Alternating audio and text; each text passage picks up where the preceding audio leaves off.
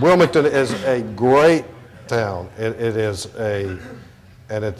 a great opportunity. I think it is as a result of where it's located, as a result of the community spirit and the folks here. I think it's just a matter of getting together and working on it and being open to lots of ideas that could have effect in 10 to 15 years from now. This is quick. This is on the subject of how does Wilmington welcome ideas? That's the subject of this little story. So I was on the board of the North Carolina Aquarium Foundation.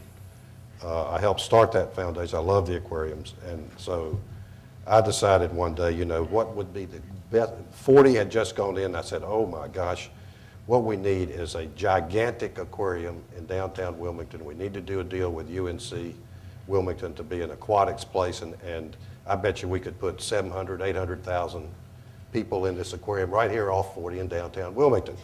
So I went to UNCW and I got a grant for UNCW. It was Chancellor Lucy and Jane Patterson was working for him then. And we got these aquarium consultants in and we did this study, and the study came out and said, oh my goodness, Wilmington could do a world class, and they would do almost 750,000 people. And this is how you would finance it, and this is how it would be done. And I'm saying, we got it, and this is it. And so we had a press conference and presented the study to the community, and the headline in the paper the next day was, Goodman, go home. We already have an aquarium. Well, it was a little aquarium down in Fort Fisher. But it was go home. We have our aquarium. We don't want any new ideas. I mean, we get out of here. So I did. But I'm back. and no, I didn't mean that. No, stop it. I'm back, and I have an investment here, and you're not going to get rid of me that easy now. So we're going to work on this. Thank you very much. Thank you. Pete? Well, the Wilmington Sea Dogs, we're going to keep on doing what we do, and that is put winning teams on the floor and provide good, valuable family entertainment. But to reiterate what Bill said earlier, is we do need the support of the community, of this community's government, and of the business community here in order to really be effective doing that. And I appreciate you having me here today. Good.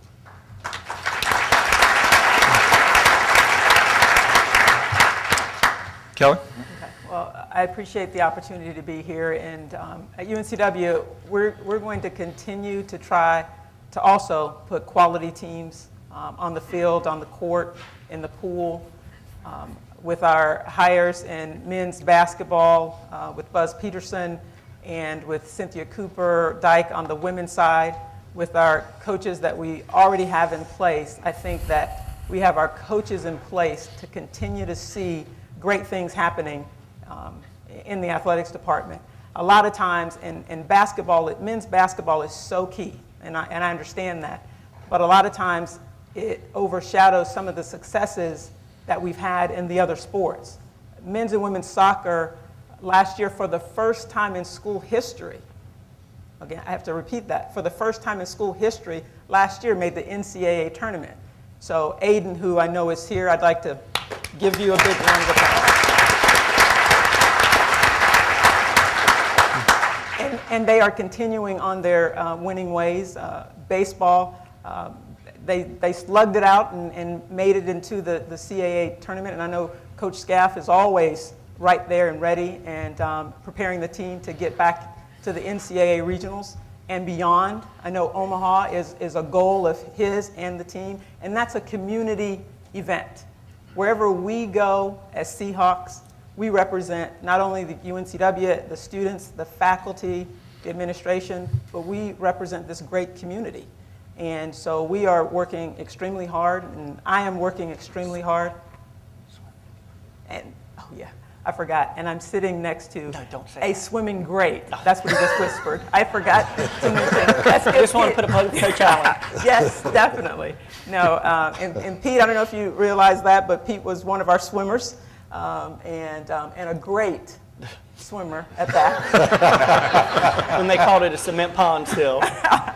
And Coach Allen has done a tremendous job. Coach Sprecher, you know, it's tough to start naming the coaches because you need to name them all because they have done a tremendous amount with little resources. And our jobs are to continue to provide the resources to help them become more successful.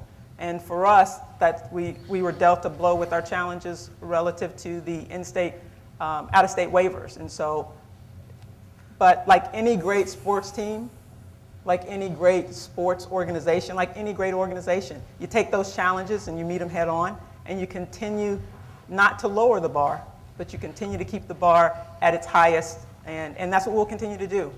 And we need your help and support, so come on out to some games.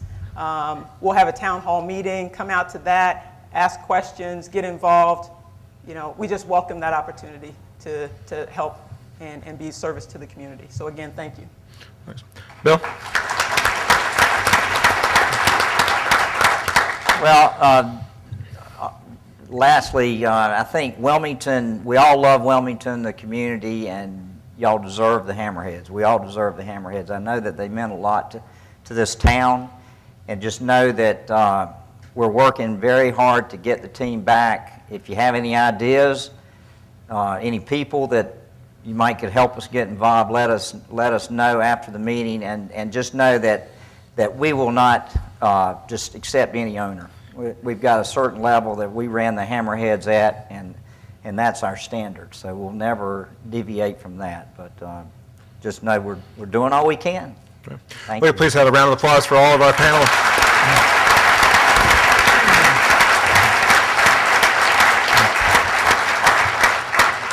Well, as most of you know, we don't let our panelists leave without giving them some reading material, so we found a very appropriate book this time, and the person who's been often called the best and the worst sports owner ever, a new biography of George Steinbrenner. Oh, good. So they can enjoy that. Good. So thank you, everybody, for coming out, and thank you, panelists, again. All right.